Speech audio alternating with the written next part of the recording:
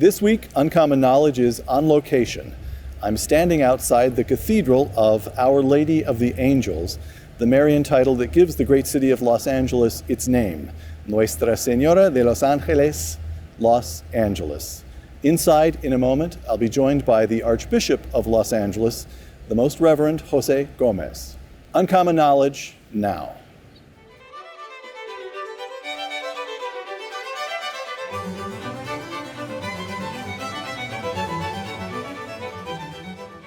Welcome to Uncommon Knowledge. I'm Peter Robinson. Raised in Monterrey, Mexico, the holder of undergraduate degrees in accounting and philosophy and theology, and the holder of a doctorate in theology, Jose Horacio Gomez was ordained a priest in 1978. After a number of years working with high school and college students in Spain and Mexico, Father Gomez, as he was then, became a priest in Texas in 1987, where he served for more than a decade. In 1995, Father Gomez became an American citizen. In 2001, Father Gomez was ordained a bishop, serving first in Denver and then in San Antonio. In 2010, Pope Benedict XVI named Jose Gomez the Archbishop Coadjutor of Los Angeles, and in 2011, Archbishop Gomez succeeded Cardinal Mahoney as full Archbishop of Los Angeles in his own right, the pastor of 5 million souls. Archbishop, ordinarily I thank guests for joining me, but since we're in your cathedral, thank you for permitting me to join you.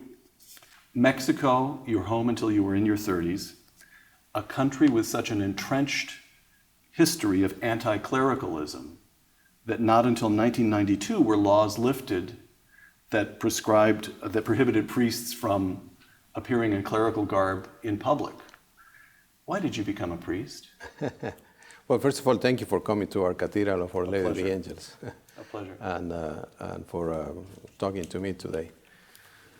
The story of my vocation, I guess, started with my family.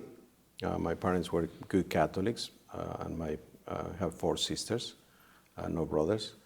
And I went to Catholic schools. So my family, my upbringing in a Catholic school kind of helps to always think, maybe I have a vocation to the priesthood. I did, but at some point I talked to my father, and he gave me a really wise advice. He said to me, the only thing I'm going to leave you is your education. So you need to go to college. When you finish college, you do whatever you want. And that's what I did. I had the desire to become a priest when I was in secondary school and then in high school, but then I decided to follow my father's advice and go to college, and I got an accounting degree. And then after that, I decided to go to the seminary to pursue my vocation to the priesthood. Now, a lot of Americans, a lot of people around the world will know of Opus Dei, the order into which you ordained, principally from the Da Vinci Code, which portrays Opus Dei as creepy, cult-like, really quite spooky. It's a ridiculous portrayal. But now, as a bishop, you no longer are under the authority of the prelate of Opus Dei. You report to the Pope. That's but correct. You have said that Opus Dei still informs your spirituality. What does a layman need to know about Opus Dei? Well, I guess first of all that it's an organization that is approved by the Catholic Church. Obviously, it was founded in 1928 by Saint Jose Maria Escrivá in Spain, and basically the message of Opus Dei is to try to help people to grow in their spirituality, to live their Catholic faith better. It's an organization that helps lay people to become better Catholics. There's no mystery or no secret things. It's just as simple as giving formation and support to lay faithful, especially, to practice their faith better. And that's what when I was in high school and then later on in college, I was attending some of the means of formation, and then later on I became a member of Opus Dei. And that really helped me to form my spirituality and to grow as a Catholic. And that's as a layman, right. And then I was ordained a priest for the prelature of Opus Dei. And then my mission at that time was to help especially lay faithful to know their faith better and to grow in their Christian life. And how, you were in your 30s when, I'm assuming it would still have been the prelate of Opus Dei, plucked you from Mexico and brought you to Texas. Right. That seems to me unusual. I'm not familiar with other such cases. What was going on there? Well, at that time, the prelature of Opus Dei was trying to have a new foundation in Texas. They started the work in Texas, first in Houston, and then in San Antonio, and then in Dallas. And they needed a priest that had some kind of bicultural background. And first they had another priest, Father Rafael Gonzalez. But then he got sick, and then they needed somebody to replace him, and that's when they asked me if I wanted to come to the United States. And that was the reason for which I came. And it's been a blessing since I was asked to come here. So you started out as a backup priest in Texas, and Right. now you're Archbishop of Los Angeles. Immigration. You have written a book, Immigration and the Next America. If I may, very quickly, to set up the issue. In 1986, President Reagan signs legislation that grants amnesty to the then 3 million immigrants who were in the United States illegally, and that also included provisions that would prevent illegal immigration in the future. For all kinds of reasons, but largely because the federal government failed to enforce the provisions of that 86 legislation, illegal immigration not only continued, but climbed. Estimates of the numbers of undocumented aliens now in the United States range from 7 million to 11 million, most of them over 80% from Mexico. Immigration and the Next America. Quote, "Our immigration policy has been focused on punishing illegal immigrants. We should be looking for every way possible to integrate the undocumented into our country." Close quote. All right. Now, to take on the role of advocatus diaboli, obvious point. People who are here illegally are just that, illegal. They broke the laws of the nation in coming into the country. It would seem a very odd thing to do to say, we have millions of people who are illegal, now let's integrate them. Well, I think we have to respond to the reality of the society in which we live. First of all, I wrote the book because I wanted to share with people in America about the reality of the relationship between Mexico and the United States historically. That is also my reality, because my family on my mother's side it's been in what is this country now since 1805. My first relatives came to, or were in what is Texas now, in 1805. So it is a relationship between Mexico and the United States that has been ongoing for centuries. Then at some point, we for different historical reasons, there was the establishment of borders. And even after that, the relationship was fluent. You know, people were coming back and forth with really no big problems. But then at some point, because the change, as you were talking about, the new laws and how the borders are so important now, especially because the danger of terrorism, then things became much more difficult. And I think my point in writing the book was to try to help us to understand better that relationship, that we can find a solution of the current problem. The current problem is based on the reality of people coming to this country because there is an economic need for their presence here. They basically moved to the United States because they are looking for a job. And in the old times, in the 1800s, people came to this country. They came to Ellis Island or to Galveston in Texas, and as soon as they were here, they would receive their papers. There were some things that you had to do in order to become a resident or citizen at that time, but not as strict or complicated as we have to do now. So I think it's important for us to find the solution of these people that are here with the only desire to provide for their families. They crossed the border, they got to the border, they couldn't get papers, so they decided to cross the border, and yes, they are undocumented. But that's not what they want. They want to actively participate in the life of this country. So your point, but also if it's not too pompous a way of putting it, your lived reality. Mm-hmm. I don't remember the estimates of undocumented people in this diocese, but it's in the millions. Yes. Who knows how many, but it's in the millions.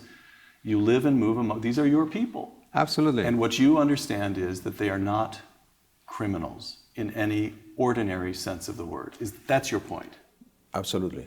They are here because they want to provide for their families, as we all do, as we all want to do, and that's the only reason for which they are here. And in order to do it, they have to cross a border where there is not the possibility of getting a work visa at this specific moment. So if they want to provide for their family and have a better way of life for their children, they come here. And they want to do nothing but be obedient citizens to this country. All right. But they need the papers. So let me quote David Kennedy. By the way, David Kennedy is a good liberal. And I know that because he and I fight about politics whenever we see each other. Mexican Americans in the Southwest have, quoting David Kennedy, sufficient coherence and critical mass in a defined region so that they can preserve their distinctive culture indefinitely. They could also eventually challenge the existing cultural, political, legal, commercial, and educational systems, close quote. So the fear here is that within 50 years, the southwestern United States will be to the rest of the country as Quebec is to the rest of Canada. Undigestible, separate, intending to go its own way. Why is that not a reasonable concern? Well, Peter, because you look at history. All of those immigrants that came here, the Germans, the Italians, the Irish, everybody, after one generation, they are integrated in the American culture, and they became totally American. It took them a long time. When I was in Texas, you probably know that a lot of the German immigrants and people from Central Europe came to Texas in the 1800s. At some point, instead of going directly to New York, they somehow diverted them to Galveston, Texas, and that's the way they came in. Well, when I was in Texas, I met a number of people that they told me that the only language that they spoke when they were kids was German. And same thing with people coming from Poland. It takes a generation for people to start speaking the language and become totally integrated in a society. And that's what is happening to the Latinos. And that's what happened at the very beginning. The people that are in New Mexico, that are from Mexican or Hispanic origin, they became totally American, integrated totally to the culture. Same thing is happening to the Latinos right now.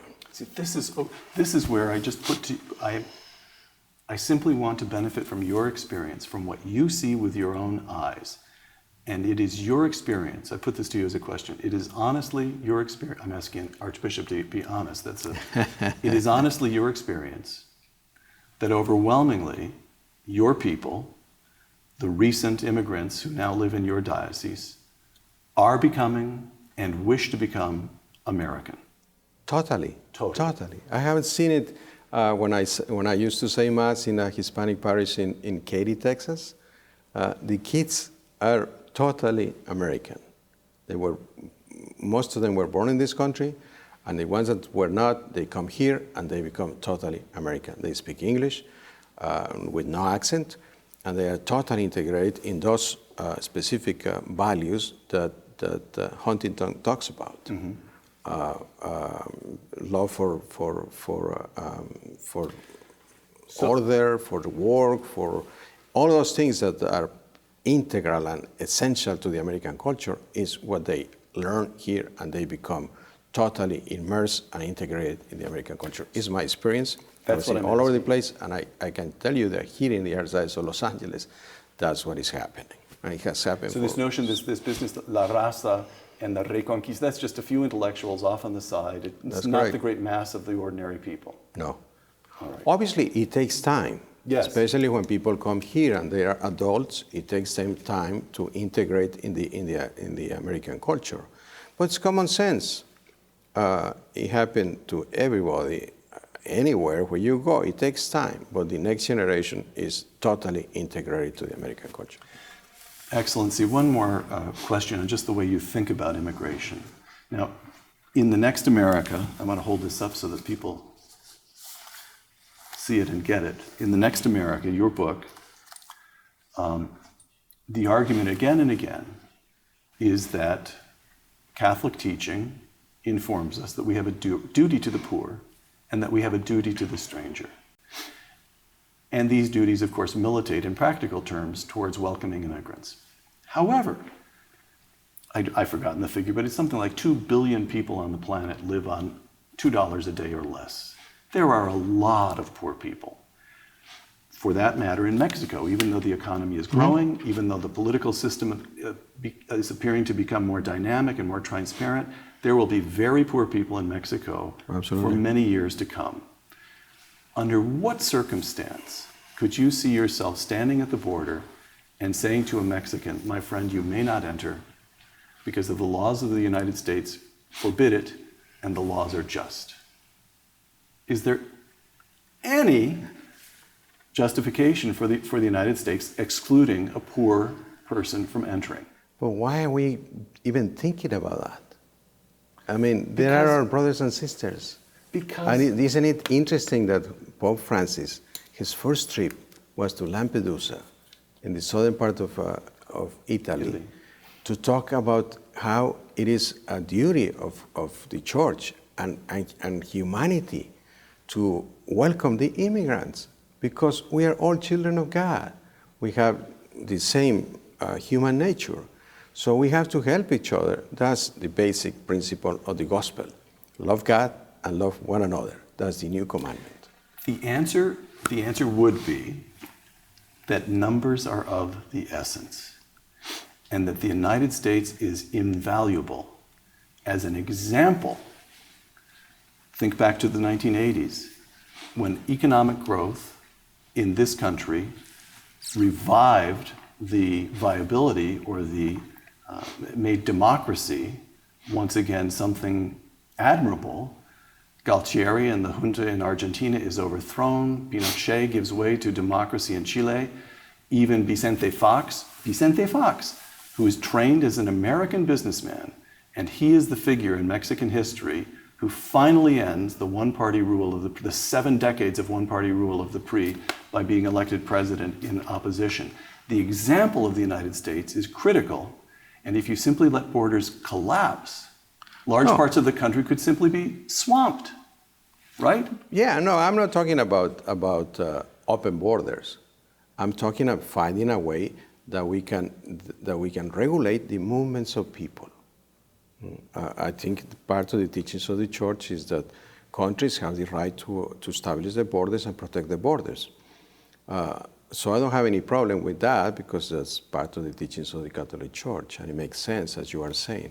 But we should find a way that we can regulate the movements of people, and that's what we have been able to do. And the reality is that we live in a global economy, in a global world, that people can move anytime. In my humble opinion, if we don't find a way to regulate the movements of people, we are never going to solve the problem of illegal immigration. So I don't know if you've spent time studying it. You don't mention it in the Next America, but back in the 50s and 60s in this state, there was the old Braceros program. Yeah. So something like that, where people who want to come here to work, but then go home, you'd be open to that? Absolutely. It's a work visa. One of the things that the bishops of the United States, the Catholic bishops, we are trying to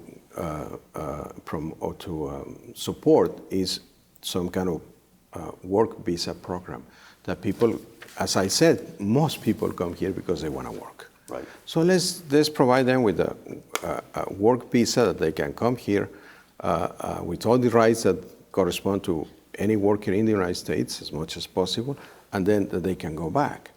But let's find a way that we can do that, and that's what I think our Holy Father, Pope Francis, is talking about, that we can regulate in the same way that we are open to international treaties of the movements of capital.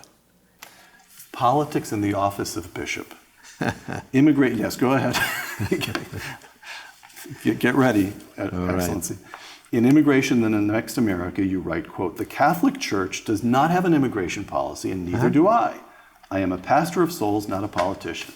However, Excellency, you've joined the rest of the United States Conference of Catholic Bishops in arguing for, quote, a comprehensive immigration reform, not a bill-by-bill approach, not a piecemeal approach, even though Senator Marco Rubio of Florida, who is an intelligent man, a man of transparent goodwill, a Hispanic and a Catholic, after trying for a comprehensive immigration reform, has now said that's not the way to go. We need to go step by step, solving problem by problem. The bishops know more than Marco Rubio, and they're insisting on comprehensive immigration reform. Governor Brown signed legislation mandating driver's licenses for undocumented aliens. You praised him. And in October, you signed a letter asking Catholics to get in touch with their representatives to urge them to, quoting the letter, replace sequestration, close quote, and, quote, eliminate unnecessary military and other spending, close quote. Those sound like intensely political actions, Excellency. Well, I mean, we want to encourage our elected officials to consider these things. I mean, we don't have any power to influence them, but our prayers and saying things that can be useful for them to see what people are thinking.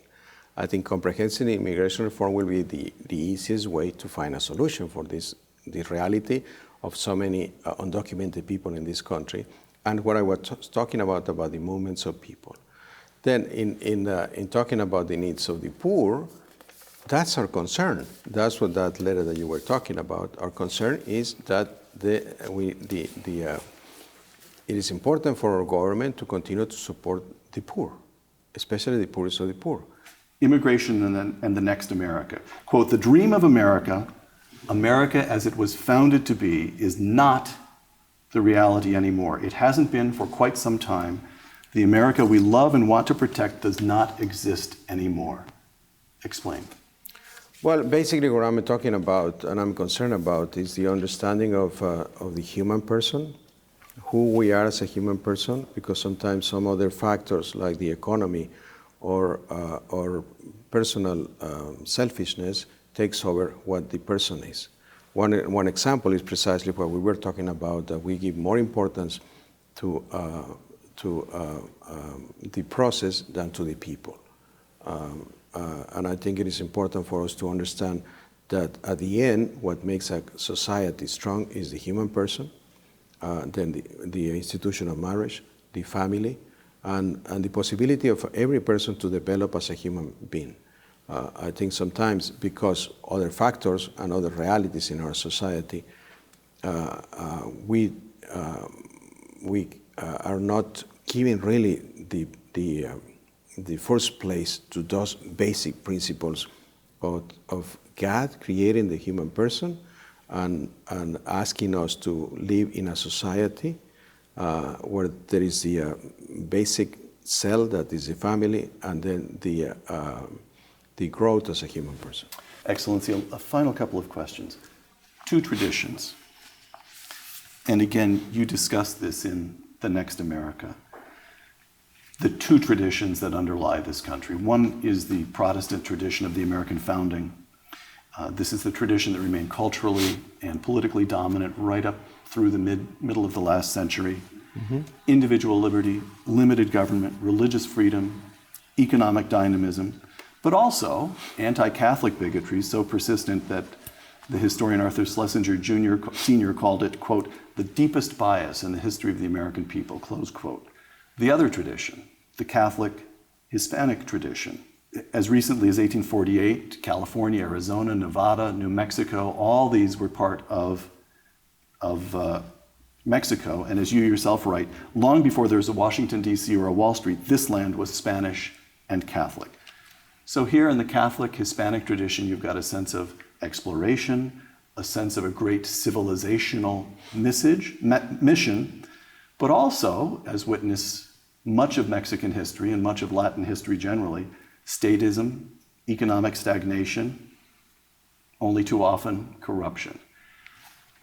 As I read your underlying vision for this diocese, you hope in some way that these two cultures will purify each other, that you want to find what is best in each and offer them to each other in a way that could be done in the Diocese of Los Angeles almost better than anywhere else. Am I on to you? Yes. That's my hope, and I think it's a perfect combination of the Anglo-Saxon Protestant culture and the Latino Catholic culture. I think it provides people with the basic foundation and with the possibility of growing as a human person and as a Christian and as a citizen of this country. All right. Now, last question then. Let me sketch out what I think is a perfectly plausible future for you. You're in your early 60s. Right. Bishops are expected to retire at the age of 75. You have more than a dozen years to go in this job. Here's what will happen. If not in the next consistory, in the consistory after that, the Pope will name you a cardinal. It goes with being Archbishop of Los Angeles. If not in the next election, then in the election after that, the Conference of American Bishops will elect you president. Your life will be consumed, even more than it already is, with committees, with travel to Rome, with travel to Mexico, where you already represent a major figure. Meantime, the state of California is experiencing a hollowing out of the middle class. The poor are poor, the rich are rich. This diocese is likely to encounter continuing budget pressure. The wider culture is hostile. There will be lawsuits. You will be forced to provide benefits to same-sex partners in your schools, or you employ, I think, 35,000 people in your schools and hospitals. There will be lawsuits. It's just 15,000. 15,000? I'm sorry, doubled it up. 15,000, still a large number. What are you letting yourself in for? Why don't you quietly petition the Pope right now to release you to become a pastor in some small, quiet parish back in Texas? Why do you do what you do? Because I see that's God's will for me, and I really want to do His will, because I think He is the one who is calling me. Maybe I should follow your logic and ask not to be made a cardinal, and not to be made the president of the Conference of Catholic Bishops. That will help me a lot.